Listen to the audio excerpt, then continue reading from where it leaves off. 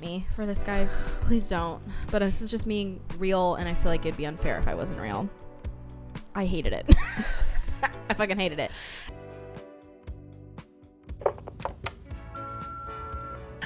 No, I'm literally obsessed. Hey besties. Welcome to Literally Obsessed. It's Cassy. And Brittany. Hello, everyone. Hi. Welcome back, y'all. How y'all doing? Hope you guys are having a good day. Today is episode 16 of Onyx Storm. We have, I think, 2 episodes left after this one. Damn. Crazy. But yeah, today we'll be going over chapters 51 through 60. Oh, 58 through 61. Sorry. And yeah, let's just jump into the intro. All right, y'all, before we jump in, content and spoiler warning. Content, we cuss a lot on here. We thirst over Zayden, who's not even in these chapters, but anyway, that's out there. We're not mad.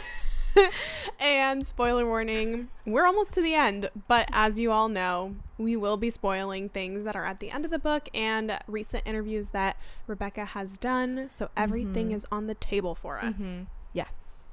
Alrighty, let's go into spilling the tea, y'all. So sorry if I cough. I've been choking on a boba ball for like 35 minutes, so sorry if I cough and gag a little. I think it's still stuck. Anyways, starting with chapter 58, okay? Violet and literally everyone arrive in Dratheus and find themselves out the fuck numbered. Lots going on. Violet and Taryn see that Tyne, Mira's dragon, is chained. Oh god. Theophanie says this big ol' monologue and is holding a knife to Mira's throat. Theophanie then demands to see Jack, and Garrick brings him there just in time. Theophanie is thrilled that fuck-ass Jack is there, but tells Violet that she should have never trusted her word, and then slits Mira's throat clean. Crazy. Clean. That was a wild addition there. It just felt right, you know? Chapter 59. Brennan tries to mend Mira, but it's a lot, and he literally almost burns out. Sloane and Dane arrive. Dane caught Sloane sneaking off and followed her. Sloane says that Ark sent her with a package for Violet. Violet begs Sloane to use her siphoning abilities to give Brennan more energy, and Dane volunteers to be the source since he won't need to wield in the coming fight. Sloane is freaking out because she is scared that she will kill Dane because of what happened with Lilith, but then transfers enough power to Brennan from Dane. And then Mira is saved. LOL. I have a lot of thoughts. Yeah. Sloane and Brennan then leave Mira. Zayden leaves, which where was he really with the others to try to save all the civilians, which just leaves us Violet and Bodhi. Chapter 60. Tyne isn't waking up. Oh shit. Violet convinces Taryn to carry Tyne, a lot of T's in here, out of there against Taryn's arguing. Bodhi and Violet wait for Theophanie to arrive, and when she does, Violet realizes that Taryn is out of range. Shit, she can't wield.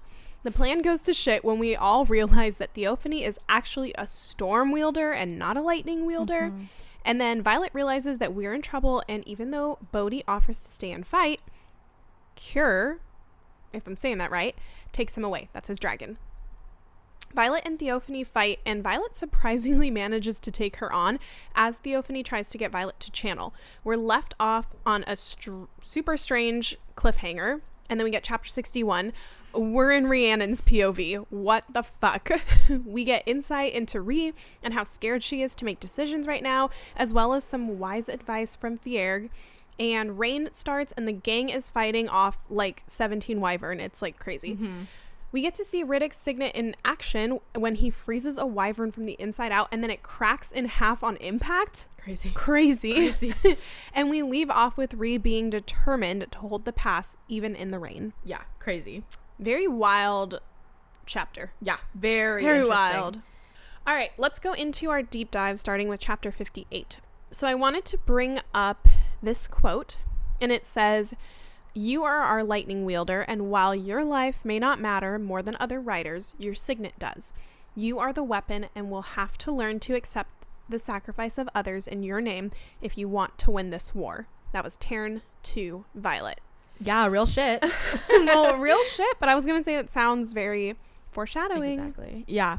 And I think that is a really good way to tie in everyone telling Violet this entire book that she needs to like figure out what the fuck she is really fighting for, and to like be very mindful, because as we know, Brennan kind of called her out on her shit like a little while ago, saying you can't be this like noble person all the time and try to save everybody. So I feel like it's been kind of foreshadowing up until this moment as well. So also you are the weapon. Yeah. It's like, is she gonna use herself as a weapon? Oh no, you're fine. Is she gonna use herself as a weapon, or someone gonna use her as a weapon? Exactly. Who knows? Okay, just small thing. I just wonder how decrepit Jack looks by this point. He's surely like just skin and bones. Like, I know he hasn't been fed. It's giving Twilight when she's pregnant. They need to feed her the cup of blood. Like, that's like the bones are breaking. That's how Garrick, just with like a chain and he's like the cage that he has. Isn't it like a cage that he's in or something? It's some kind of container. Yeah, a chest. I truly see. Guys, I know that I reference Harry Potter and Star Wars too much on here, and it's really fucking weird for me because I'm not a huge Star Wars person. And I know that we're like boycotting Harry Potter. Yeah. So I apologize, but because I'm just gonna say the Ryerson chest. I know it has a word, but it's like the Ryber. I forgot what it's called. I can't. I just saw it too. So it's that chest. Let me tell y'all what I picture. Is it Harry Potter? Which one is it?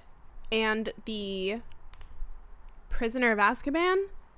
Oh, with the when the chest reveals your biggest fear. Yeah. Or what is it? It's your yeah, it's your biggest fear. Yeah, but what is it called? A Patron?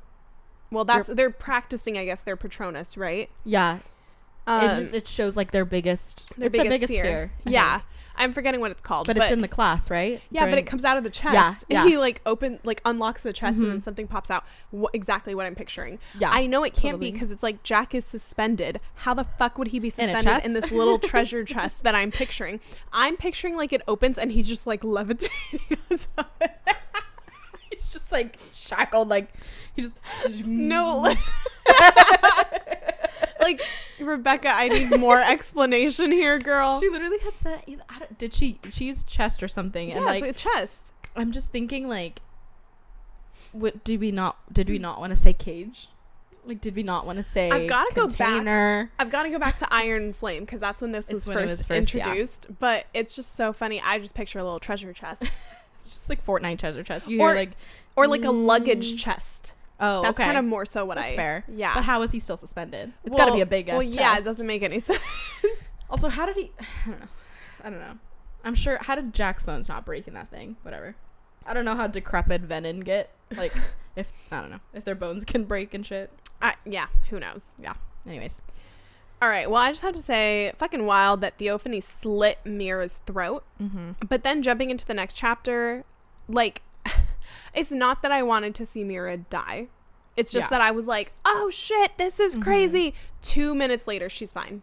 And it's like, to me, it kind of like took away the power of the moment. Yes. Not to get all like author or like playwright or anything, but in all my classes that I've taken, my teachers have yelled at us that you have to earn your death of your character, and then you have to make it worth it. And if you do things like just bringing them back constantly, it kind of lessens the blow of things, which is funny because that's what Rebecca has said she doesn't want to do in the past. Like, she was like, I can't bring Liam back. It's gonna like not mean as much. Yeah. But then it was just interesting to me. I'm sure it has a reason, and I'll get into what I think the reason is. Oh, perfect. In a minute. Perfect. That's one of my theories. Oh, okay, cool. But yeah, it's just, to me, I was like, what? This is a shock. And then it just immediately got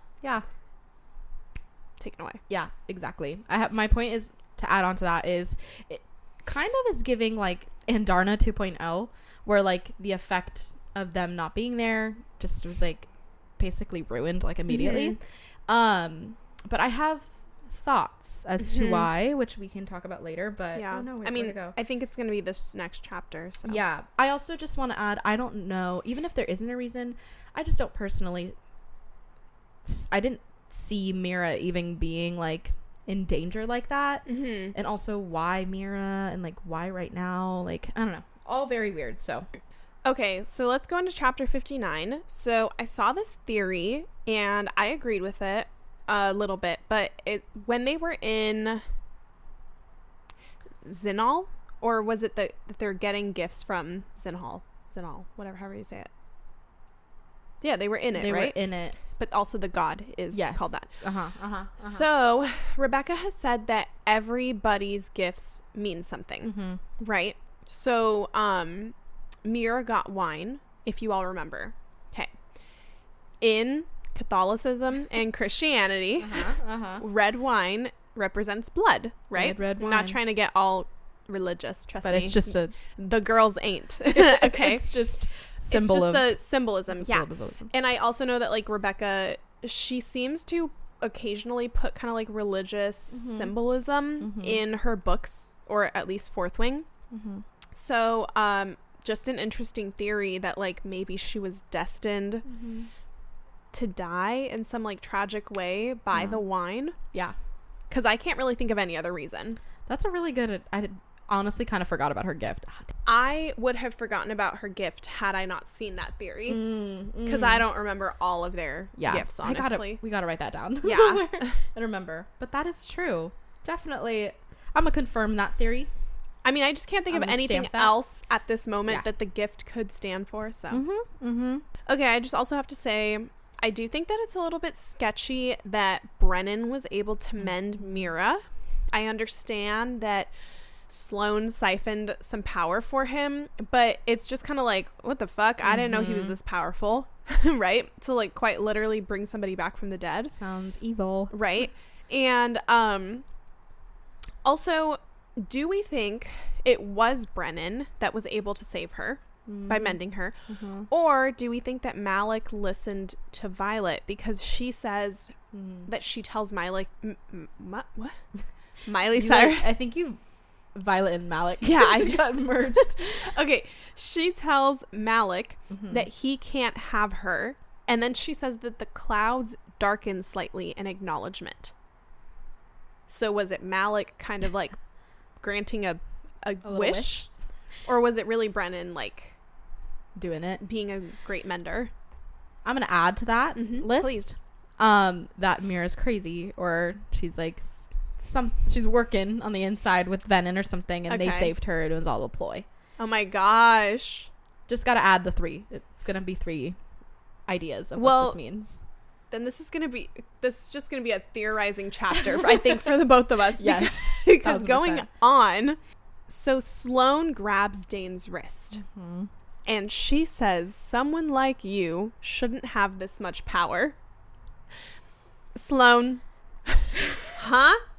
She's either flirting or she's like, you know what they say about if I move it, men with a lot of power? Like, what was that? So you're saying she can feel people's power just like by, she's like, damn. She's like, a lot. That's like full 98%. Well, I mean, she's a siphon, so I guess that makes sense. But like, how does she know it's a lot? It is a little crazy that you can touch somebody and be like, you can sense their power. But what does she mean? Does she mean somebody who's like, for lack of a better term, a mind reader? Does she mean somebody whose parent is on the wrong side of history? No. Does she mean he's Venom, like, and she knows? What the fuck does she mean? Imagine Dane is Venom. That would be crazy. That would be good. That would come out of left field. So now we're putting that on the table because we've been suspecting everybody except for Dane. It's the ones that are always hidden, that they stay low. Yeah, I just think it's a wild thing to say somebody like you shouldn't have this much power. It's crazy to say somebody like you. It's giving like you. But it's also, she's like, ew. She's like, somebody like you, winks, shouldn't have this much power. Over me. Over me. That's what she really meant. I'll see you tonight. I'll see you tonight, babe. Boob. Let my boo. I just have to say, Dane, eyes here, and God's don't I know it, Atos. Period. It's giving arms up, baby. It's giving arms up, baby. It's giving. Have you finished Beach Read? Yes. It's giving. Why do you think January? It's giving.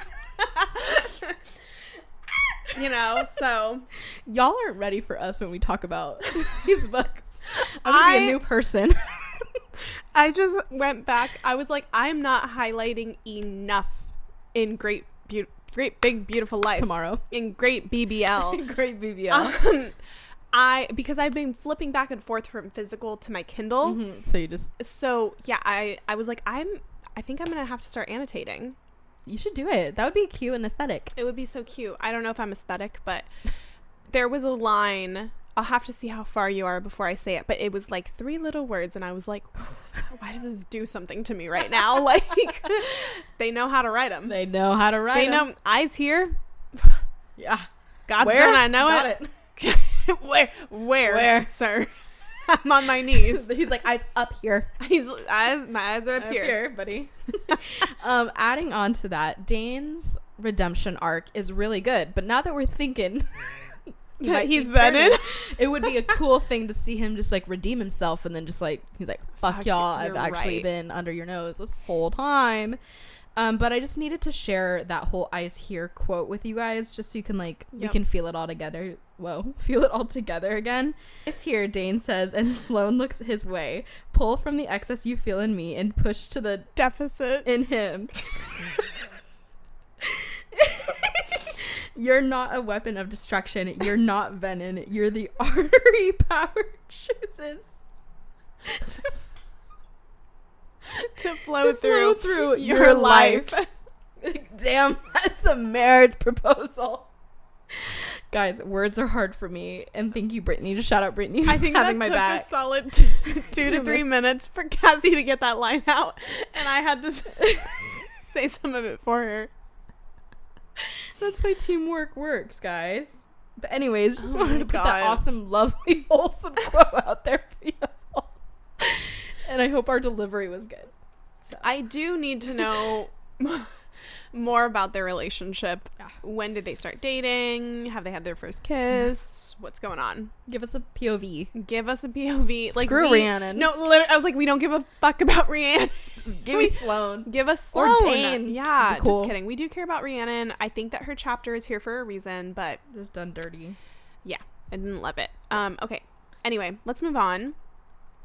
Just have to bring this up for all of us. Violet notes as they're all walking away, there's no mark at the back of his neck like he carries on his palm. She's talking about Brennan here. There hadn't been one on Dane's wrist either.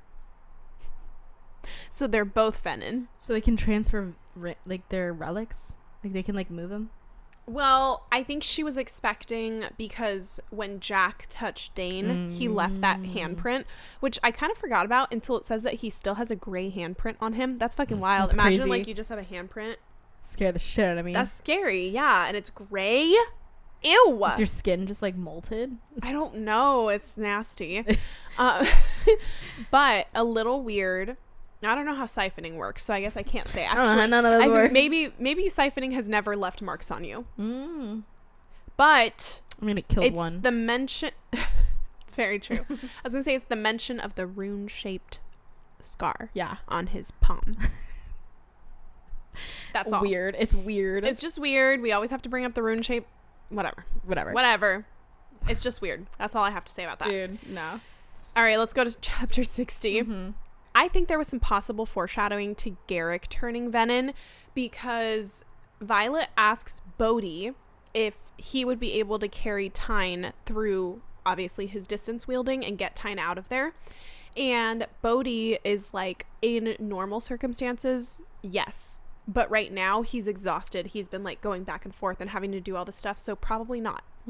So we're already getting a hint that he's being pushed to exhaustion. That's all. Just keep that in mind, kids. I'm just gonna leave that there. Marinate. That's so crazy. Yeah, that's so right. The foreshadowing is crazy. Oh, yeah, truly. Okay. Last thing. Well, not really, but last thing, and then I'll let Cassy talk. We have to talk about Theophanie taunting Bodhi. Yeah. and him saying that he's doing what he always wanted, which is, quote, protecting my cousin and my province. And Theophany says, and her. How do we feel about that? He's so in love with her. I don't know, unless he's just like, I mean, again, the obvious answer could be just like, of course he's going to protect her because it's going to protect Xaden. Right. But that's a boring answer. So I'm just going to say that he's in love with her, or like she knows like maybe his intentions are like just so pure because of his love for her. Maybe not in like a romantic way, but just cares about her, I guess. So I don't know. What are your thoughts? Yeah, I find it, to me, it's also weird because what do the Venom know? Like, if he does have a crush on her, how the fuck would she even be able to tell that? Unless it's like he's very obviously like longingly looking at her. It's obvious, yeah. But it is interesting too when like they show up and she's like, interesting choice of partners when you reek of his kin. And it's like, okay, she's trying to stir the pot a little bit. She's like, wait, are you like, Xaden? Wait you look a like Xaden. Second. Are you sleeping with both of them? You like dirty dog. You dirty dog. She's clocked him. She's like, I'm single, Bodhi. She's like, you want to talk after this? Or? Like, I don't know. I'm just curious how she's even clocking if there is some sort of attraction. She knows a lot. Well, yeah. Well, Theophany's dead now, but you know what I mean? Like, I don't know. How do you know? That's her little minions. Just, I'm like, unless she's just trying to like get under his skin, or like I'm gonna throw something out there to see if I can she's get something. like, and her. She's like, fuck, didn't work. Damn it. I thought I was gonna stir something. I don't know. Just something to keep in mind. Weird. It's weird. So I just found this interesting. I don't know what my comment really is to it, but it just found it interesting. It's a quote that Theophany says. So stubborn, it must be killing you, realizing you don't have every answer, aren't the solution to every problem. You're just another lightning wielder, mortally incapable of being everywhere at once. I said, mortally is an interesting word. I know they always say mortal, oh, you little mortal, or whatever. Yeah. But it's giving like, in your mortal self, you're not able to. But like. But if you were a Venom. Oh, well, I see. With your dream walking. Just thought it was interesting. I don't know what to say about it, but I just thought it was interesting. No, that's a good quote. I didn't notice that. Slay. Also, Theophany, she said a lot of interesting things this chapter. She said when Violet says something like, oh, you were the answer to her being Lilith, Theophany says she was the answer to me, which just makes me think, how long has this bitch been around? At least 30 years. She does say that she fought Theophany when she was Violet's age. That's a long. So this has just been an heirloom of the family. So I'm like, what the fuck? And what made Theophany wait to start showing up now? She's like, on her 18th birthday. It's Maleficent. Yeah, literally. Because obviously she disappeared for a while. Yeah. And now she's back. She's scheming. Yeah, I guess so. Who knows? That's so interesting. This bitch is old. She's old, yeah. Which, I don't know. I just have a lot of questions. A lot of questions. Okay. We'll come back to this next episode when we go back to Violet's POV again. But I do find it a little weird that she says, quote, you're right. I can't be everywhere. I don't have to be. And then it says, when push comes to shove, this is in her head, I'm not the best of us. She is. And then we jump into Rhee's point of view. So is this Violet dreamwalking? Quote unquote.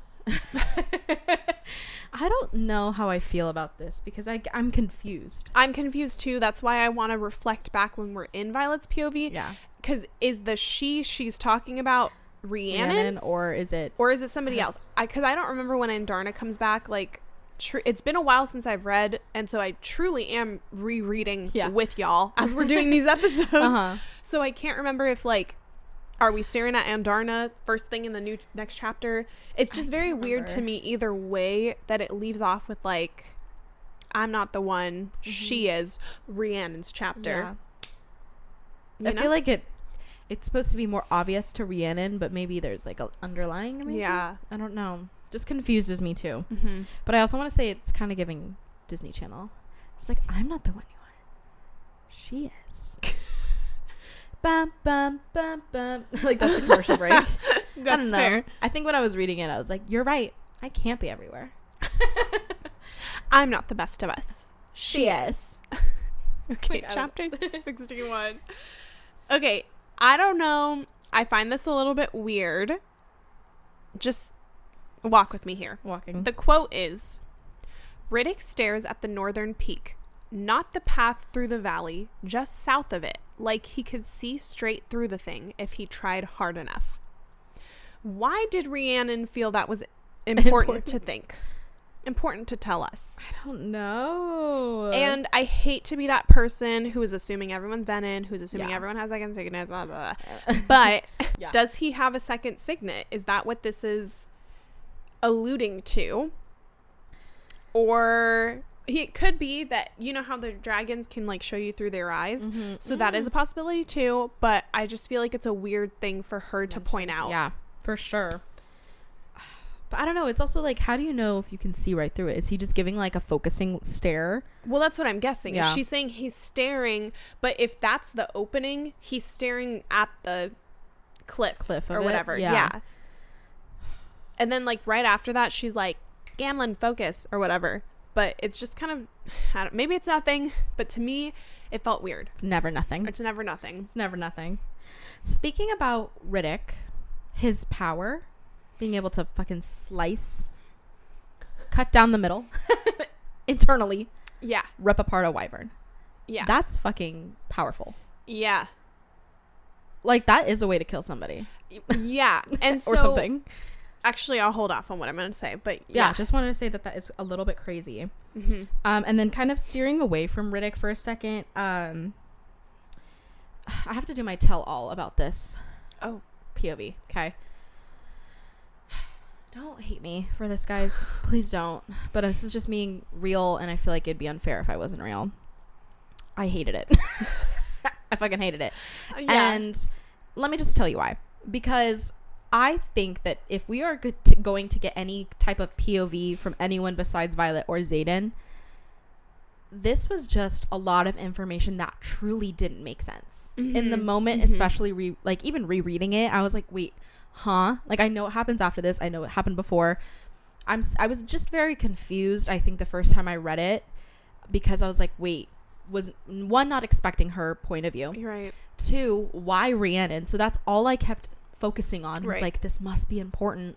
This must like say a lot of stuff, whatever. And then three, I feel like it was just a weird time to do it. Right. So I just felt it wasn't my favorite way to reveal a friend POV, I guess. And it's also weird to think that that is the other person besides Violet and Xaden to have the first POV. So I don't know. I'm not a huge fan of it. I'm glad we were able to get a lot of information because now knowing it, but I don't know, just wasn't my favorite, I guess. Yeah, I agree 100%. I hated it also, being completely honest. I have something defending it, which I'll say in a second.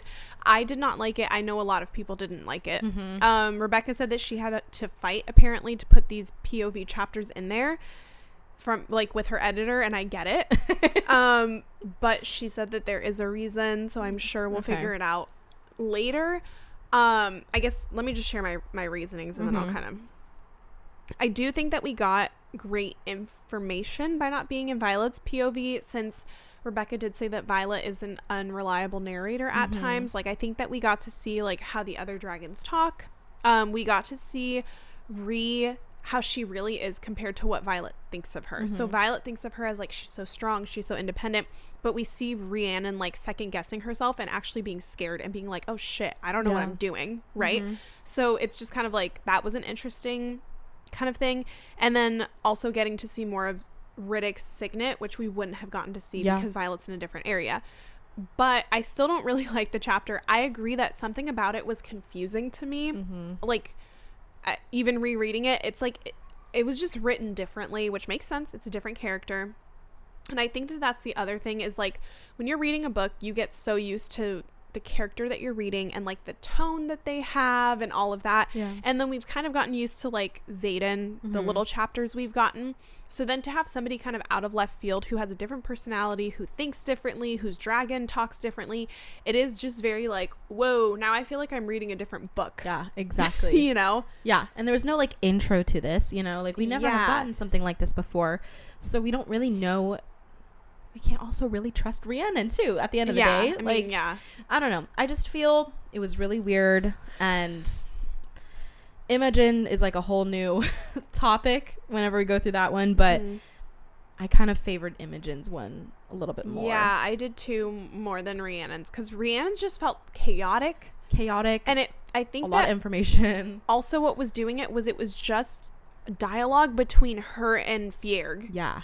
And then it was like, this is happening in the background, her and Fierg, this is happening, and it's like, oh, whoa, what is going, like, she was never really having a conversation with anybody. I don't know, it was just felt weird to me. It felt chaotic. I guess it was chaotic because it was war. But yeah, so kind of like, this is gonna sound a little contradictory to what we were just talking about, but I do feel like Rhiannon either should be a bigger character than she is, or we're never gonna see a lot, like anything more from her.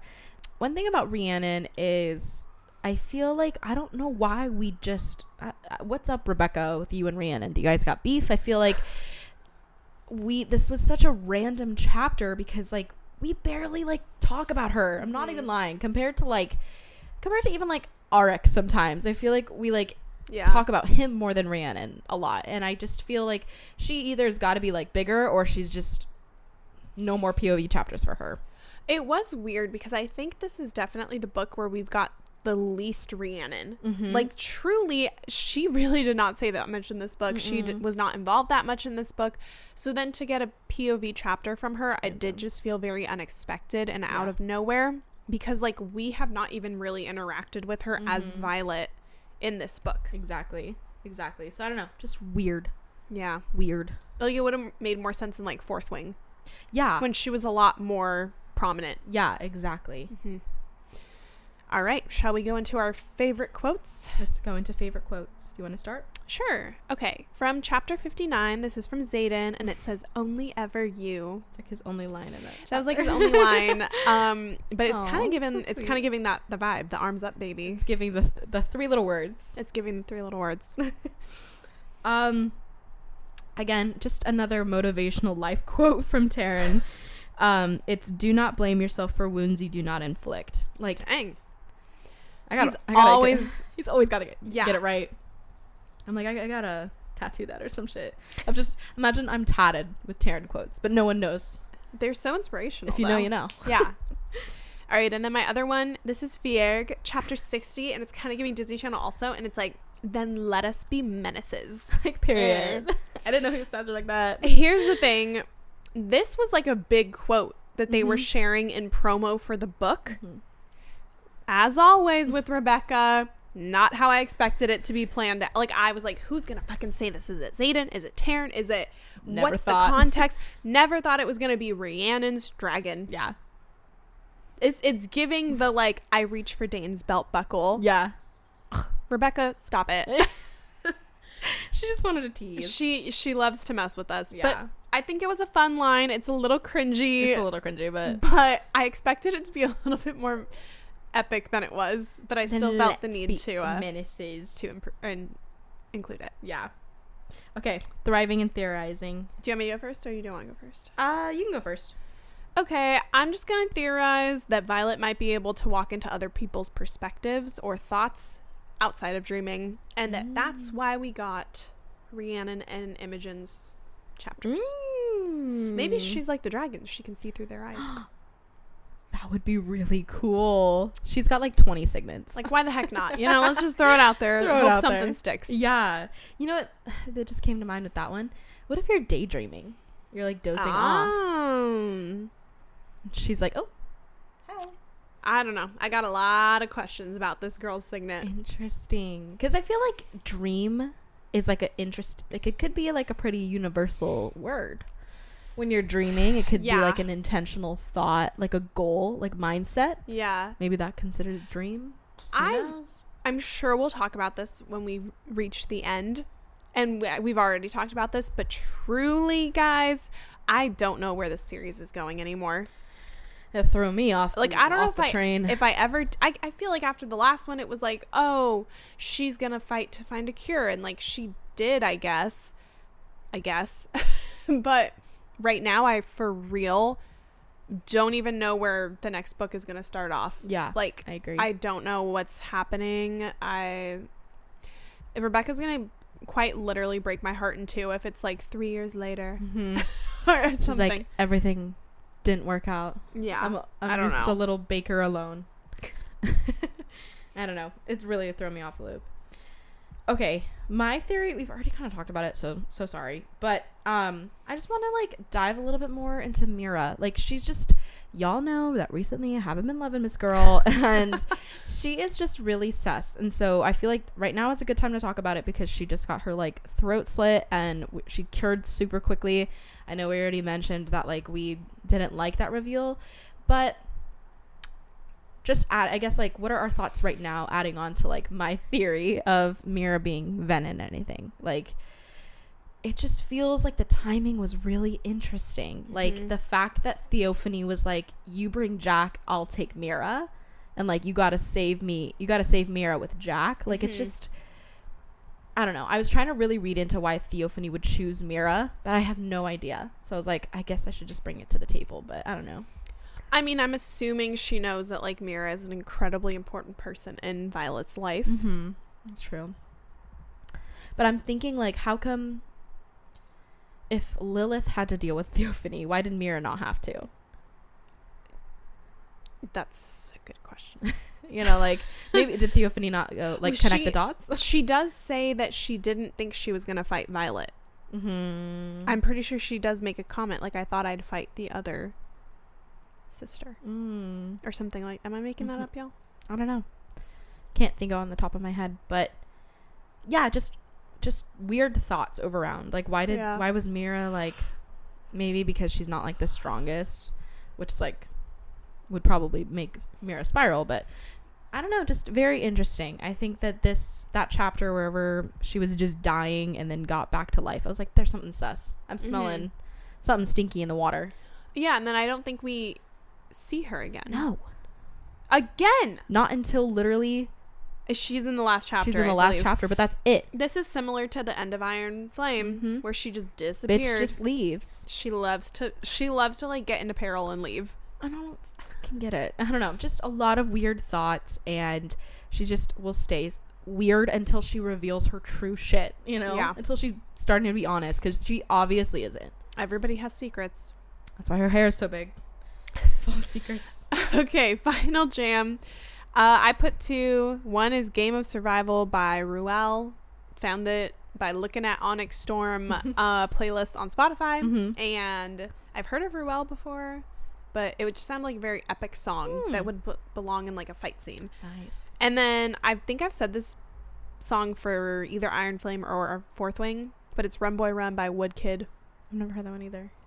You have. Okay. Because we talked about it. I'll show it to you though, but it's it was used in a lot of TikToks, like when they would show like fantasy and it would go oh, it's like, oh yes, it's a and it's like them running and stuff like that. Yeah. But there's also like, that's a specific part of the song. The rest of the song kind of sounds different. So. Okay. Beautiful. It is a very beautiful song. A little epic, beautiful song. The one I put was No Time to Die by Billie Eilish. Mira had no time to die, I guess. She said, I gotta go on to my next mission. It's like, I gotta go to be sus. I gotta go see grandma again. Fucking weird. Yeah. Any hooser. Well, those are our thoughts. Guys, we were like, it's really downhill. It's so downhill from here. It's so downhill from here. And I think it will continue until the fucking series is done. Yeah, probably. So thank you so much for listening or watching. Yeah. Can't believe we have 2 episodes left. That's crazy. That's weird. As we start to ramp up for the end of Onyx Storm, feel free to give us like some book suggestions that you might want us to cover in the future. We have some ideas, but we would love to hear from y'all. so that it's fun for all of us. Yeah, especially as the summer comes up and we're into our summer romance. So we're really excited about that. But yeah, you guys can follow us on TikTok and on Instagram. Be sure to comment. Y'all can email us if you want to be old school. That'd be cool too. But if you guys have any more theories to talk about before we like close off Onyx Storm for a little while, please send them in, because maybe we can make a little episode about just like takeaway thoughts and stuff. True. So hope you guys have a wonderful day and you enjoyed this episode. We'll see you guys next time. Bye, everybody. See y'all. Bye. Mwah.